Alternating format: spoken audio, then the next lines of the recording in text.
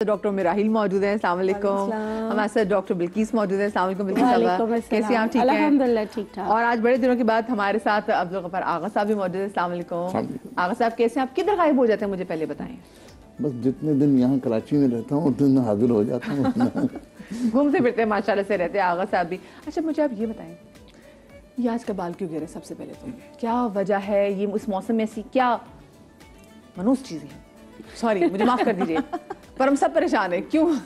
Dryness पहली चीज़, और फिर दूसरी चीज़ जैसे भी इतनी सारी चीज़ें आपने अपने उसमें बताई हैं, लेकिन मसला है कि ड्राइनेस प्रॉपर केयर ना करना, डाइट का प्रॉपर ना होना और रूट कॉज को ना समझना सबसे इम्पोर्टेंट। हम सिर्फ ये अच्छा शैम्पू है, इसका एड ज़्यादा अच्छा आ रहा है, ये ऑयल लोग बता रहे हैं, ये असली ये ऑयल दे दिया, हर चीज़ लगा लेते हैं बगैर सोचे समझे। रूट कॉज को समझना, आपके सारे टेस्ट होना ज़रूरी है कि भाई आपका बाल गिर क्यों रहा है। अगर थोड़े बहुत गिरे तो इट्स ओके, खाम में परेशान होने की ज़रूरत नहीं। जितना परेशान होंगे बाल उतना ही गिरेगा। हाँ ये भी है। हाँ, जितना स्ट्रेस लेते हैं उतने बाल गिरना शुरू होता है। स्ट्रेस कम लेना है, थोड़े बहुत गिरे इट्स ओके, कंट्रोल हो जाएंगे। लेकिन अब सिर्फ जिंदगी में सब कुछ छोड़ के सिर्फ बालों के पीछे लग जाएंगे तो वो बाल ही भाग जाएंगे। हाँ, मैं अल्लाह वो टच वुड अल्लाह नजर न लगाए, लेकिन अल्लाह करे कि आज के शो में इतनी जबरदस्त चीजें हो कि हमारे बाल ना इन दोनों जैसे हो जाए। माशाल्लाह माशाल्लाह, इतने इन दोनों के अच्छे बाल है, अल्लाह पाक इनको सलामत रखे इन दोनों को। लेकिन बताइए क्यों है डॉक्टर बिल्किस, मैं जैसे मैंने ड्राइनेस की बात की, हमारे यहाँ तो बहुत से लोगों को पता नहीं चलता। एक सिर्फ ये ड्राइनेस नहीं है, मेरी वो बहनें और वो भाई जो कि हेलमेट पहनते हैं, और वो बहनें जो मेरी स्कार्फ लेती हैं, उनका जो सीबम जमा होता रहता है, बिल्कुल वो भी एक बहुत बड़ी वजह होती है। स्कैल्प हो या ड्राई स्कैल्प हो तो आपके बाल गिरेंगे। ठीक है, मैं हमेशा बच्चों से भी और जो हिजाब लेती हूँ उनसे भी मैं एक बात कहती हूँ कि अगर किसी पौधे पे अगर आप ग्लास रख दो तो क्या वो पौधा सांस लेगा? क्योंकि देखिए आप हिजाब बिल्कुल नहीं, बहुत अच्छी बात है, अल्लाह हमें भी नेक हिदायत। मसला ये कि वो जो फैशन के तौर पे 4-5 लपेटे और जो उसका जो मटेरियल होता है ना, उसके अंदर कैप पहनना, ये सारी चीजें भी और वो वॉश नहीं होते हैं। वो वॉश नहीं होते। हेयर वॉश कर लेते हैं लेकिन स्कार्फ वॉश नहीं होता। तो ये सबसे देखिए, आपका जो तकिए का गिलाफ है ना, वो भी रोज धुलना चाहिए। आप कॉम करते हो तो आप कॉम को जो है डिसइंफेक्ट करें, क्योंकि फंगस जो होता है वो मल्टीप्लाई जल्दी होता है, वो रह जाता है। एक तो घर में वैसे भी चाहिए कि हम अपनी कंघियां ब्रश अलग रखें, और रात को जिनके बाल गिर रहे हो करके देखें, रात को चोटी बांध के सोएं। हाँ, पहले वैसे लोग चोटी बांध के चोटी बांध के सोएं, उससे बाल गिरना रुकते।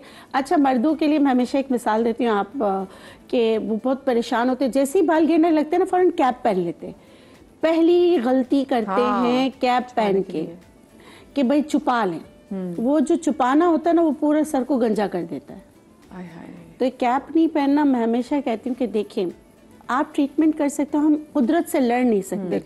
कुछ जेनेटिक चीजें होती हैं, उसको हम आगे कर सकते हैं कि मतलब कि 40 प्लस में तो चले 50 प्लस तक चला जाएगा, और कि तब तक आपका रिश्ता वगैरह, आपकी जॉब सब सेटल हो जाए, बच्चे आपके हो जाए। ग़िज़ा बहुत इम्पोर्टेंट है। You are what you eat. जो आप वही नजर आओगे जो आप खाओगे। बालों की ग़िज़ा, नो योरसेल्फ। आपके बाल गिर क्यों रहे? आजकल जेनेटिक मसाइल के भी हल मौजूद है हर पैथी में, एलोपैथिक में भी है, होम्योपैथिक में भी है, हर्बल में भी है, मौजूद हैं। बहुत सारी ट्रीटमेंट्स भी हैं, हर चीज़ है। तो बजाय स्ट्रेस लेने, परेशान होने, कैप पहनने से, मैं सबको बोलती हूँ कि अगर ऐसे ही होता ना तो शहजादा विलियम इतना पूरी दुनिया पे हुकूमत करता है, वो इतने कॉन्फिडेंस से अपना वो सर लेके अभी मैं वो कुछ पहन लेता। मैं टीम हर से कहा, बच्चे को ये कहती हूँ, मैंने कहा निकाले उसकी पिक्चर, आपको पता चले। मतलब देखिए, अगर खूबसूरती हम देखें, सलमान खान कितना खूबसूरत एक बंदा है, वो बालों की वो ट्रीटमेंट्स करा के, लेकिन एक चीज उसकी जीन्स में थी, वो जितनी मर्जी आप अच्छी खुराक कर लें, उसने जाना ही जाना, तो उसके कुछ कर नहीं सकते। आगा साहब क्यों कह रहे हैं? आगा साहब, बाल बुनियादी तौर पर अगर हम बालों की बात करें तो सबसे पहले स्ट्रक्चर की बात करें कि बाल का स्ट्रक्चर क्या है। बालों के नीचे जो हमारा फॉलिकल है, उसके नीचे बाकायदा रूट है। उस रूट में मुख्तलिफ किस्म की सप्लाईज आती हैं, चाहे वो खून की सप्लाई हो, चाहे वो मेलानिन की सप्लाई हो। अगर खून की सप्लाई कम हो गई तो कमज़ोरी पैदा हो जाएगी, अगर मेलानिन की सप्लाई कम हो गई तो बाल सफ़ेद हो जाएंगे, अगर हार्मोनल मैनेजमेंट में ख़राबी आ गई तो दोनों चीज़ें ख़राब हो जाएंगी। अच्छा, अब हार्मोन्स में कहाँ? आपने आम तौर पर सुना होगा कि वो फलानी खातून जो हैं उनके मेल पैटर्न बाल उड़ रहे हैं। What is male pattern? Male pattern ये है कि ये जो दोनों चीज़ें हैं, यहाँ से बाल उड़ना कम होना शुरू हो जाए। मेल पैटर्न बाल उस लड़की के उड़ेंगे जहाँ पर हार्मोनल मैनेजमेंट खराब हो गई। ठीक, तो हमारे लिए बालों के लिए सबसे बुनियादी चीज़ genetics, number 2 hormone, number 3 care, number 4 food. जब तक इन चारों चीज़ों पर हम काम नहीं करेंगे तब तक के तमाम चीज़ें खराब हैं। अगर जेनेटिक में है तो आप कुछ भी कर लीजिए, कुछ नहीं होगा।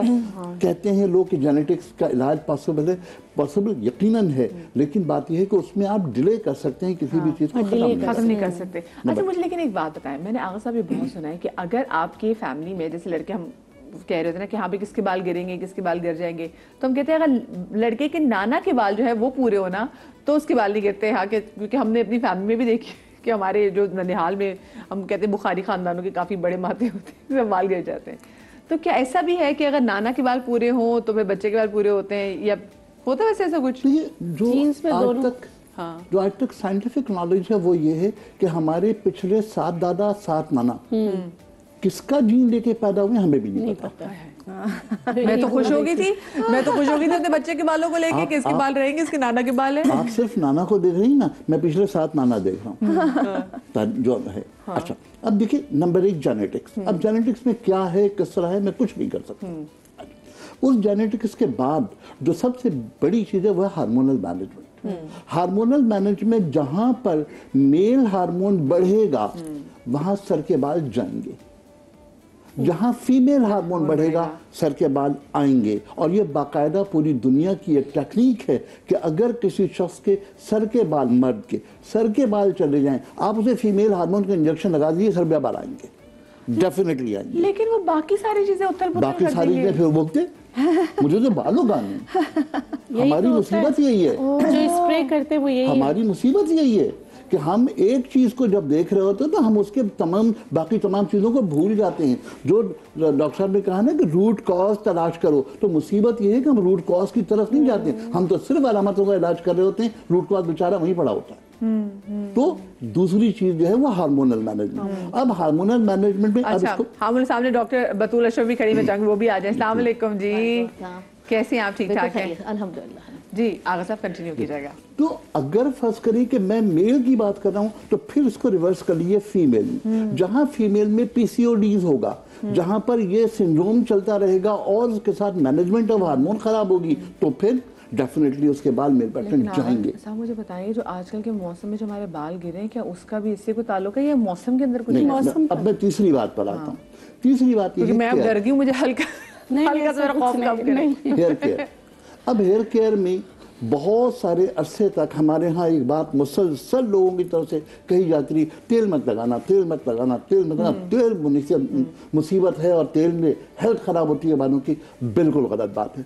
मैं जब उसको डिफाइन करता हूँ और जब मैं रूट की बात करता हूँ, हेयर रूट की, तो हेयर रूट के अंदर जो फॉलिकल है उसके अंदर अगर तेल जा रहा है, अब तेल की क्वालिटी अलग अलग है, उस पर हम बाद में बात करेंगे। जब वो रूट तक तेल जा रहा है तो उसके बाद बालों का धोना कंपैरेटिवली ज्यादा फायदेमंद होता है। इसलिए कि दुनिया में जो भी चीज धोने के लिए है, चाहे वो शैम्पू है, चाहे वो साबुन है, दुनिया की कोई भी चीज है, वो ऑयल की दुश्मन है।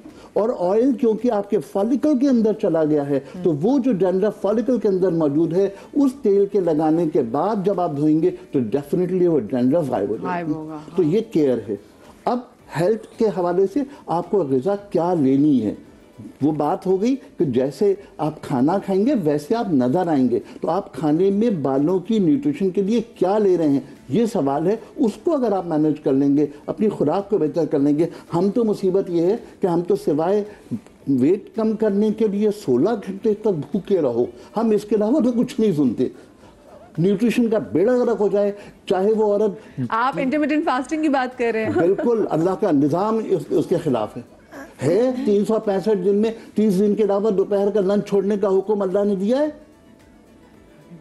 आप रोते रहिए, जो मर्जी करते रहिए, ये बात तय कर लीजिए कि जो लोग इंटरमिटेंट फास्टिंग कर रहे हैं, नंबर 1 अपनी हेल्थ बर्बाद कर लेंगे। नंबर 2, आज मेरी तरफ से लिख के रख लीजिए, जो लोग इंटरमिटेंट फास्टिंग कर रहे हैं उनके पित्ते में पथरी जरूर। मैं भी यही कह। यस, पित्ते में पथरी जरूर होगी, मुझे देख तो के दर्द भी रखें। शुरू हो गया उसका। अगर ज्यादा भूखे रहने से पित्ते में पथरी हो जाती मैं है। अभी बिस्किट खाती हूँ। देखिए बात सुनिए, वो होना ये चाहिए कि ना आप करें ना लंबी फास्टिंग करें तो आप बगैर आग की पकी हुई चीजें खाएं। जैसे आप सैलड ले लें जो आग से नहीं पकी हुई ना, जिसमें आपने घी तेल का इस्तेमाल नहीं किया, और उस तरह के सलाद वगैरह आप ले, अंडा उबाल के ले लें। सही है, ये सारी चीजें करें। नहीं तो आगा साहब बिल्कुल सही कह रहे हैं, पित्ते में पथरी उनकी होती है जो ज्यादा देर तक भूखे रहते हैं, उससे पित्ते में पथरी हो जाती है। ये मैं बहुत अपने पेशेंट को बोलती हूँ चले इस कि ये पे भी ना आगे करें। बहस हम जरूर करेंगे। अच्छा मुझे बताएं डॉक्टर बतूल, ये जो हम डिफरेंट शैम्पूज भी आ गए और हम भी ट्राई करते रहते हैं कि नहीं ये शैम्पू काम नहीं कर रहा, चलो ये शैम्पू कर लेते हैं, तो क्या ये डिफरेंट शैम्पूज इस्तेमाल करने की वजह से भी है कि हम बहुत ज्यादा हेयर लॉस की तरफ जा रहे हैं? Basic reason. और एक और चीज इसमें ऐड करना चाहूंगी, ये जो बहुत अर्ली एज से हम अपने बालों के शैम्पू और डिफरेंट रंग बिरंगे जो डाई इस्तेमाल करना शुरू करते थे, is this one of the reason? ये भी एक रीज़न है। और शैम्पू का जो इस्तेमाल है बेसिकली वो जिस तरह हम स्किन टाइप कहते हैं ना, वैसे आपकी स्कैल्प की टाइप होती है, और ये सीजन टू सीजन चेंज होती है, वेदर के लिहाज से चेंज होती है।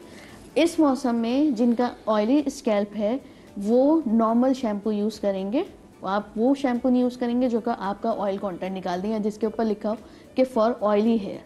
अगर आप ऑयली हेयर को रिमूव करने के लिए आप ऑयली हेयर वाला शैम्पू यूज़ करेंगे तो आपके सारे ही ऑयल निकल जाएंगे, तो वो हेल्दी स्कैल्प नहीं रहेगा, वो ड्राई की तरफ चले जाएगा। तो सबसे पहले स्कैल्प की टाइप पता होनी चाहिए। अगर नहीं मालूम है तो फाइंड करने का तरीका बहुत आसान है। जिस तरह हम स्किन टाइप मालूम करते हैं, रात में आप सर के ऊपर बगैर कुछ कोई कपड़ा दुपट्टा कुछ भी नहीं रखिए, सुबह उठ के टिश्यू लेकर आप अपने स्कैल्प पे लगा लीजिए। अगर उसके अंदर ऑयल कंटेंट होगा तो आपकी ऑयली टाइप ऑफ स्किन है, अगर कुछ नहीं आएगा तो नॉर्मल स्किन है, और अगर बिल्कुल ड्राई रहता है कहीं पे भी कुछ नहीं आता तो फिर आपकी ड्राई स्किन है। कहीं कहीं जो हल्के हल्के आपके यहाँ पर अगर पूरे टिश्यू के ऊपर कहीं कहीं थोड़ा सा ऑयल कंटेंट आता है तो नॉर्मल टू ड्राई स्किन कहलाती है। सही। तो ये स्कैल्प की टाइप्स हैं बेसिकली, इन टाइप के लिहाज से आपको यूज़ करना ज़रूरी है। इसी टाइप के लिहाज से आपको शैम्पू यूज़ करना ज़रूरी है, इसी टाइप के लिहाज से ऑयल्स यूज़ करना ज़रूरी है। मैं आगा साहब की बात से, मैं उस फ्रेटर्निटी से बिलोंग करती हूँ डर्माटोलॉजिस्ट की, जो बिलीव करते हैं कि oils give you a food for the hair. ठीक है, इट्स अ फूड। आपको मॉइस्चराइज करना बहुत ज़रूरी है स्कैल्प को। बचपन से मालिश चंपी करवाते आ रहे हैं। और जो ऑयल्स में चीज़ें होती हैं वो सेकंड लेयर ऑफ स्कैल्प तक के पेनिट्रेट करती हैं। अगर वो डीप लेयर तक ना भी जाएं तो सेकंड लेयर ऑफ स्कैल्प तक के आपको न्यूट्रिशन प्रोवाइड कर रही होती है। ये स्कूल ऑफ थॉट के लोग कहाँ से उठना शुरू हो गए जिन्होंने कहना शुरू कर दिया है कि ऑयल बालों के लिए अच्छा नहीं है? क्योंकि हम तो बचपन से ही बालों में मतलब जो संडे के संडे हमारी बालों की चंपी होती थी, बैठते थे। ये कौन से लोग हैं? ये बेसिकली कॉन्सेप्ट वहाँ से आया कि बहुत सारे लोगों ने 2 से 3 दिन तक के ऑयल रखना शुरू कर दिया। जब आप वो ऑयल रखते हैं और उसे शैम्पू नहीं करते हैं तो होता ये कि जाहिर सी बात है ऑयल के ऊपर डर्ट जल्दी अट्रैक्ट होती है। जब वो अट्रैक्ट होती है तो आपके फॉलिकल्स खुलते हैं, वो फॉलिकल्स में गंदगी जाती है, वहीं से आपको फंगस पेनिट्रेट होता है, बैक्टीरिया पेनिट्रेट होता है, फिर आपको मल्टीपल डिजीज होना शुरू होती हैं। जब वो होना शुरू होती हैं तो जो है जो शैम्पू करते हैं वो भी इफेक्टिव नहीं होता। अब इसके बाद जो है वो स्कूल ऑफ थॉट ये डेवलप होना शुरू हुआ कि oils are not good for the scalp. और फिर वो जब आपको पता है कि एक ट्रेंड चलता है तो वो चलता ही चला जाता है। तो द थिंग इज दैट कि जो सीजन हो, मैं हमेशा अपने पेशेंट्स को भी कहती हूँ कि इस सीजन में आप ओवरनाइट रख सकते हैं ऑयल, अदरवाइज आपके लिए हाफ एन आवर से लेकर 2 आवर तक के लिए बेहतरीन है।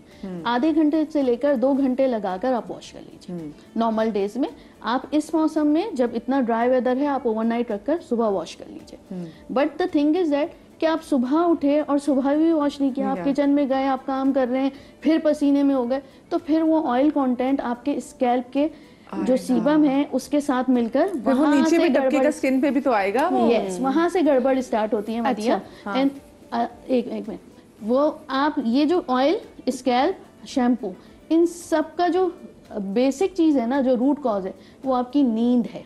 नींद को सही टाइम पे अपना सर्काडियन रिदम फॉलो करना शुरू कर दीजिए, बाल गिरना बंद हो जाएंगे।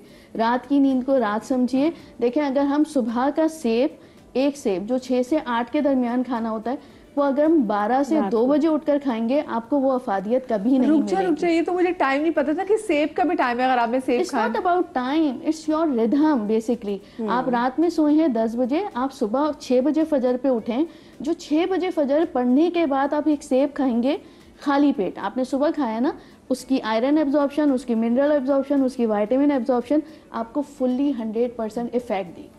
अगर आप उस रिदम को फॉलो नहीं कर रहे हैं, हमारे यहाँ आज का सबसे, ये जो आप मौसम की अच्छा, बात एक कर सेब रही के हैं, वाले से मुझे वो मिसाल भी याद है कि वो मिसाल वो कहा जाता है, मिसाल कहते हैं, मेरे कान में मुझे बताया गया कि जी सुबह को सेब खाना है सोना, दिन में खाना चांदी और रात में खाना लोहा है।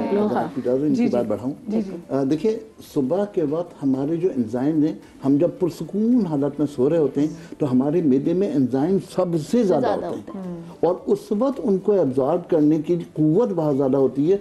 सुबह नहार मुँह जो चीज आप खाएंगे वो आपके लिए सुना। बट निहार मुंह is according to the time, फजर के बाद। इट्स नॉट अबाउट कि आप 12 बजे उठ रहे हैं आफ्टरनून में और फिर उसको आप सुबह समझ रहे हैं। सुबह वो नहीं है कि आप सुबह 12 बजे उठकर जो है वो सेब खा रहे हैं। हमारे यहाँ तो 12 बजे तक लोग ही नहीं जागे होते हैं। सनराइज, तो ये भी मसला है। सनराइज, हाँ, सनराइज आपका मैदा बेहतर। सही। अच्छा, मैं चाहूंगी डॉक्टर तुम जरा आप आ जाएं।